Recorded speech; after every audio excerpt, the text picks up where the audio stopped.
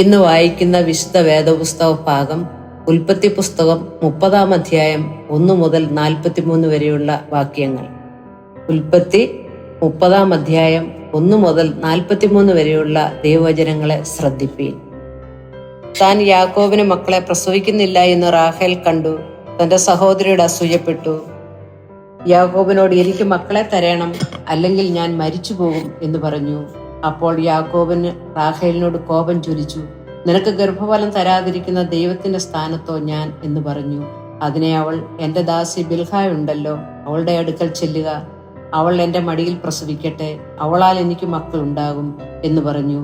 അങ്ങനെ അവൾ തന്റെ ദാസി ബിൽഹായെ അവന് ഭാര്യയായി കൊടുത്തു. യാക്കോബ് അവളുടെ അടുക്കൽ ചെന്നു. ബിൽഹാ ഗർഭം ധരിച്ചു യാക്കോബിനൊരു മകനെ പ്രസവിച്ചു. അപ്പോൾ റാഹേൽ, ദൈവം എനിക്ക് ന്യായം നടത്തി എന്റെ അപേക്ഷ കേട്ടു, എനിക്കൊരു മകനെ തന്നു എന്ന് പറഞ്ഞു. അതുകൊണ്ട് അവന് ദാൻ എന്ന് പേരിട്ടു. റാഹേലിന്റെ ദാസി ബിൽഹാ പിന്നെയും ഗർഭം ധരിച്ചു യാക്കോബിന് രണ്ടാമതൊരു മകനെ പ്രസവിച്ചു. ഞാൻ എന്റെ സഹോദരിയോട് വലിയൊരു പോർ പൊരുതു ജയിച്ചുമിരിക്കുന്നു എന്ന് റാഹേൽ പറഞ്ഞു. അവന് നഫ്താലി എന്ന് പേരിട്ടു.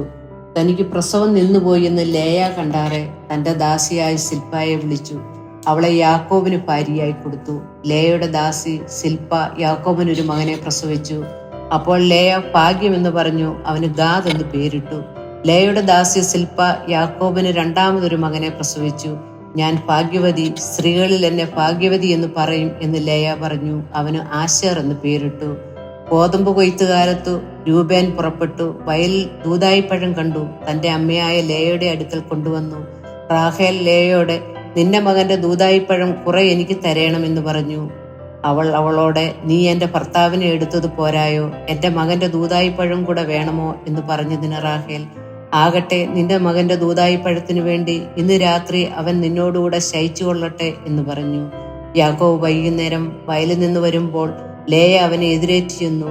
നീ എന്റെ അടുക്കൽ വരേണം, എന്റെ മകന്റെ ദൂതായിപ്പഴം കൊണ്ട് ഞാൻ നിന്നെ കൂലിക്ക് വാങ്ങിയിരിക്കുന്നു എന്ന് പറഞ്ഞു. അന്ന് രാത്രി അവൻ അവളോടുകൂടെ ശയിച്ചു. ദൈവം ലേയയുടെ അപേക്ഷ കേട്ടു. അവൾ ഗർഭം ധരിച്ചു യാക്കോബിന് അഞ്ചാമതൊരു മകനെ പ്രസവിച്ചു. അപ്പോൾ ലേയ, എന്റെ ദാസിയെ എന്റെ ഭർത്താവിന് കൊടുത്തതുകൊണ്ട് ദൈവം എനിക്ക് കൂലി തന്നു എന്ന് പറഞ്ഞു. അവന് ഇസാക്കർ എന്ന് പേരിട്ടു. ലേയ പിന്നെയും ഗർഭം ധരിച്ചു യാക്കോബിന് ആറാമതൊരു മകനെ പ്രസവിച്ചു. ദൈവം എനിക്ക് നല്ല ദാനം തന്നിരിക്കുന്നു. ഇപ്പോൾ എന്റെ ഭർത്താവ് എന്നോടുകൂടെ വസിക്കും. ഞാൻ അവനെ 6 മക്കളെ പ്രസവിച്ചുവല്ലോ എന്ന് ലേയ പറഞ്ഞു. അവന് സെബുലൂൻ എന്ന് പേരിട്ടു. അതിന്റെ ശേഷം അവൾ ഒരു മകളെ പ്രസവിച്ചു. അവൾക്ക് ദീന എന്ന് പേരിട്ടു. ദൈവം റാഹേലിനെ ഓർത്തു. ദൈവം അവളുടെ അപേക്ഷ കേട്ടു. അവളുടെ ഗർഭത്തെ തുറന്നു. അവൾ ഗർഭം ധരിച്ചൊരു മകനെ പ്രസവിച്ചു. ദൈവം എന്റെ നിന്ന നീക്കി കളഞ്ഞിരിക്കുന്നു എന്ന് പറഞ്ഞു. യഹോവ എനിക്ക് ഇനി ഒരു മകനെ തരുമെന്നും പറഞ്ഞു. അവന് യോസേഫ് എന്ന് പേരിട്ടു. റാഹേൽ യോസേഫിനെ പ്രസവിച്ച ശേഷം യാക്കോബ് ലാബാനോടെ, ഞാൻ എന്റെ സ്ഥലത്തേക്കും ദേശത്തേക്കും പോകുവാൻ എന്നെ അയക്കണമെന്നും നിന്നെ സേവിച്ചതിന്റെ പ്രതിഫലമായി എന്റെ ഭാര്യയും മക്കളെയും എനിക്ക് തരേണം. ഞാൻ പോകട്ടെ, ഞാൻ നിന്നെ സേവിച്ച സേവ നീ അറിയുന്നുവല്ലോ എന്ന് പറഞ്ഞു. ലാബാൻ അവനോടെ, നിനക്കെന്നോട് ദയയുണ്ടെങ്കിൽ പോകരുതേ. നിന്റെ നിമിത്തം യഹോവ എന്നെ അനുഗ്രഹിച്ചു എന്ന് എനിക്ക് ബോധ്യമായിരിക്കുന്നു. നിനക്ക് എന്ത് പ്രതിഫലം വേണം എന്ന് പറക, ഞാൻ തരാമെന്ന് പറഞ്ഞു. അവനോടെ, ഞാൻ നിന്നെ എങ്ങനെ സേവിച്ചുവെന്നും നിന്റെ ആട്ടിൻകൂട്ടം എന്റെ പക്കൽ എങ്ങനെ ഇരുന്നുവെന്നും നീ അറിയുന്നു. ഞാൻ വരും മുമ്പേ നിനക്ക് അല്പമേ ഉണ്ടായിരുന്നുള്ളൂ, ഇപ്പോൾ അത് അത്യന്തം വർദ്ധിച്ചിരിക്കുന്നു. ഞാൻ കാൽ വച്ചിടത്തൊക്കെ യഹോവ നിന്നെ അനുഗ്രഹിച്ചിരിക്കുന്നു. ഇനി എന്റെ സ്വന്തം ഭവനത്തിനു വേണ്ടി ഞാൻ എപ്പോൾ കരുതുമെന്ന് പറഞ്ഞു. ഞാൻ നിനക്ക് എന്ത് തരണമെന്ന് അവൻ ചോദിച്ചതിന് യാക്കോബ് പറഞ്ഞത്, നീ ഒന്നും തരേണ്ട, ഈ കാര്യം നീ ചെയ്തു തന്നാൽ ഞാൻ നിന്റെ ആട്ടിൻകൂട്ടത്തെ ഇനിയും മേയിച്ചു പാലിക്കാം. ഞാൻ ഇന്ന് നിന്റെ എല്ലാ കൂട്ടങ്ങളിലും കൂടി കടന്നു അവയിൽ നിന്ന് പുള്ളിയും മറുവുമുള്ള ആടുകളെയൊക്കെയും ചെമ്മരിയാടുകളിൽ കറുത്തതിനെയൊക്കെയും കോലാടുകളിൽ പുള്ളിയും മറുവും ഉള്ളതിനെയും വേർതിരിക്കാം. അത് എന്റെ പ്രതിഫലമായിരിക്കട്ടെ.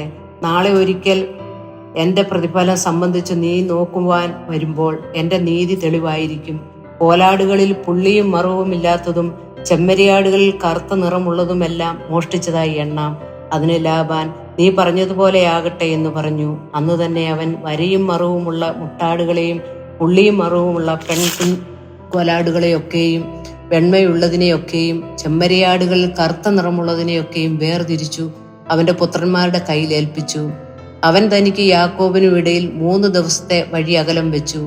ലാബാന്റെ ശേഷമുള്ള ആട്ടിൻകൂട്ടങ്ങളെ യാക്കോബ് മേയിച്ചു. എന്നാൽ യാക്കോബ് പുന്നവൃക്ഷത്തിന്റെയും ബദാം അരിഞ്ഞിൽ വൃക്ഷത്തിന്റെയും പച്ചക്കൊമ്പുകളെ എടുത്തു. അവയിൽ വെള്ള കാണത്തക്കവണ്ണം വെള്ളവരയായി തോലുരിച്ചു.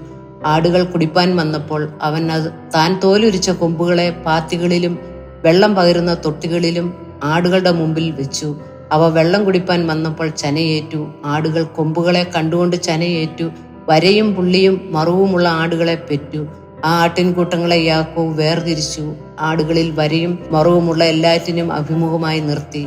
തന്റെ സ്വന്തം കൂട്ടങ്ങളെ ലാബാന്റെ ആടുകളോട് ചേർക്കാതെ വേറെയാക്കി. ബലമുള്ള ആടുകൾ ചനയേൽക്കുമ്പോഴൊക്കെയും കൊമ്പുകളെ കണ്ടുകൊണ്ട് ചനയേൽക്കേണ്ടതിന് യാക്കോബ് ആ കൊമ്പുകളെ പാത്തികളിൽ ആടുകളുടെ കണ്ണിന് മുൻപിൽ വെച്ചു. ബലമില്ലാത്ത ആടുകൾ ചനയേൽക്കുമ്പോൾ അവയെ വെച്ചില്ല. അങ്ങനെ ബലമില്ലാത്തവ ലാബാനും ബലമുള്ളവ യാക്കോബിനുമായി തീർന്നു. അവൻ മഹാസമ്പന്നനായി. അവന് വളരെ ആടുകളും ദാസീദാസന്മാരും ഒട്ടകങ്ങളും കഴുതകളും ഉണ്ടാകുകയും ചെയ്തു. ഇവിടെ വേദഭാവം വായിച്ച് തീരുന്നു.